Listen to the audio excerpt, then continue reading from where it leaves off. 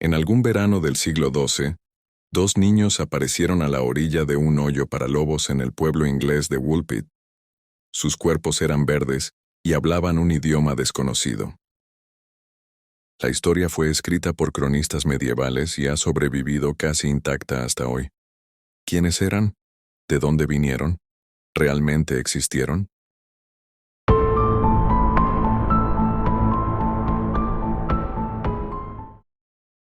Nos situamos a mediados del siglo XII, durante un periodo de inestabilidad conocido como la anarquía, una guerra civil entre el rey Esteban y la emperatriz Matilde.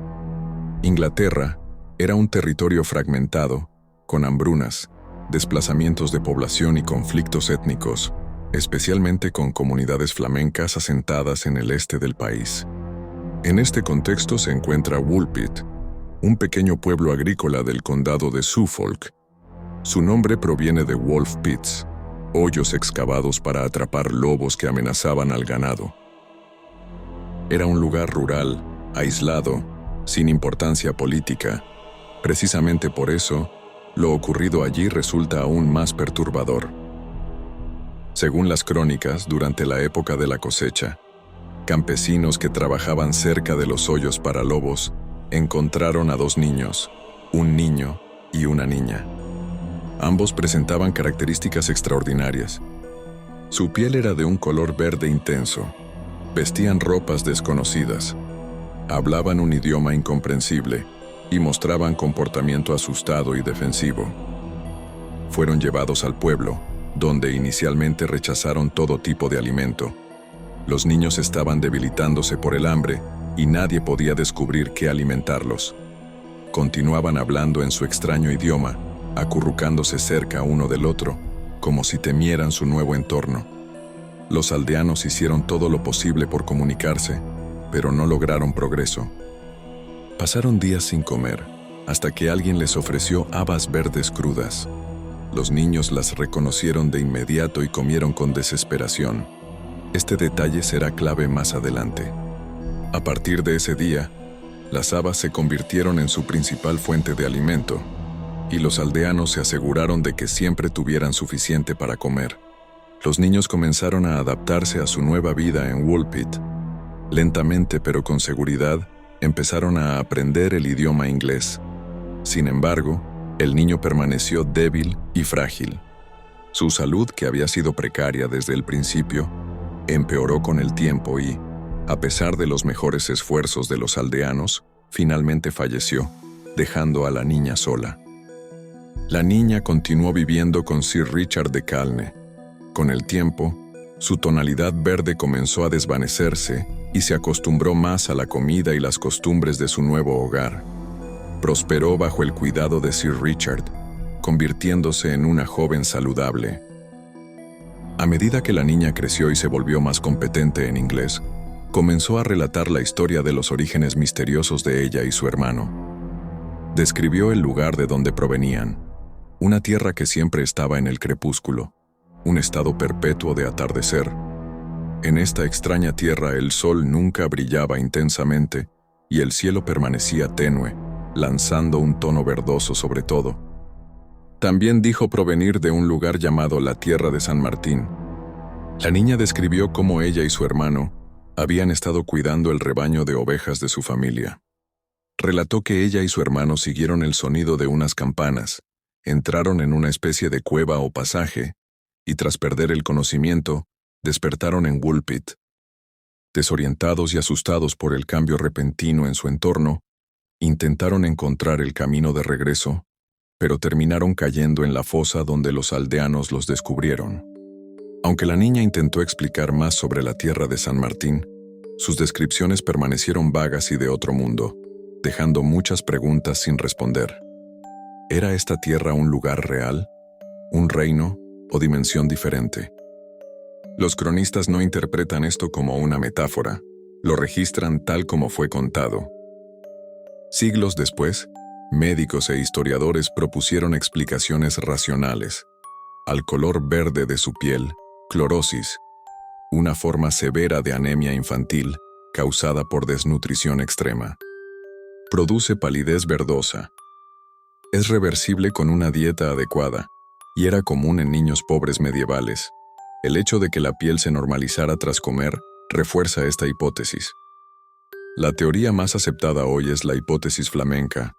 Durante el siglo XII, existían comunidades flamencas en Suffolk. Hubo persecuciones y desplazamientos forzados. Muchos niños quedaron huérfanos. La teoría sostiene que los niños eran flamencos, hablaban flamenco incomprensible para los ingleses. Tierra de San Martín podría ser Farnham St. Martin, una localidad cercana. La cueva sería un túnel o bosque. El color verde se explicaría por malnutrición severa. Algunos historiadores del folclore sostienen que el relato fue ornamentado con elementos simbólicos. El mundo subterráneo, la luz eterna y el paso entre mundos son motivos comunes en relatos medievales sobre el otro mundo. A lo largo del siglo XX, surgieron interpretaciones alternativas, habitantes de un mundo subterráneo, seres feéricos y visitantes de otra dimensión. Aunque ninguna de estas teorías cuenta con evidencia histórica o científica, pero forman parte del legado cultural del relato.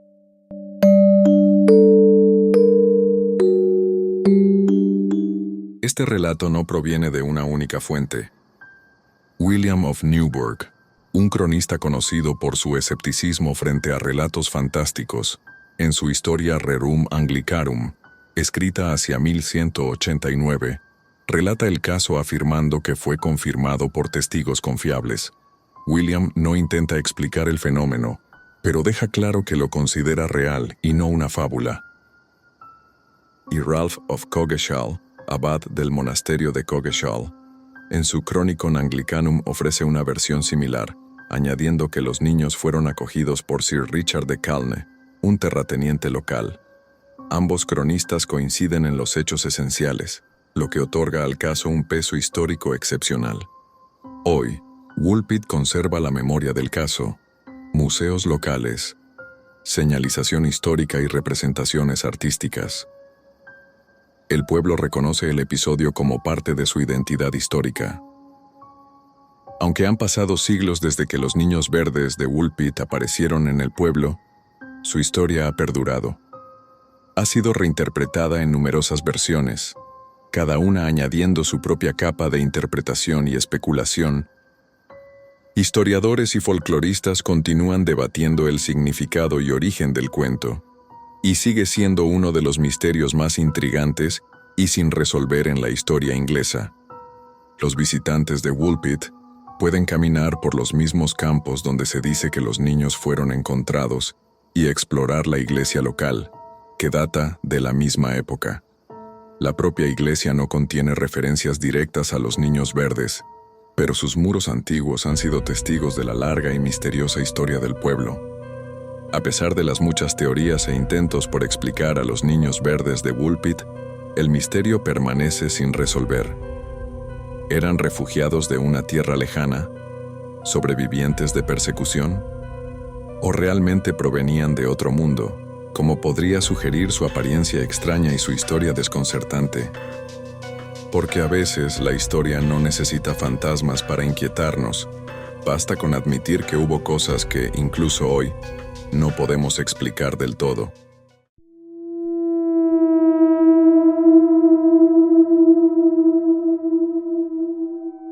Gracias por visitarnos. Te invito a suscribirte para que sigamos creciendo. Sin nada más que decir, me despido y esto fue Historias de cada pueblo.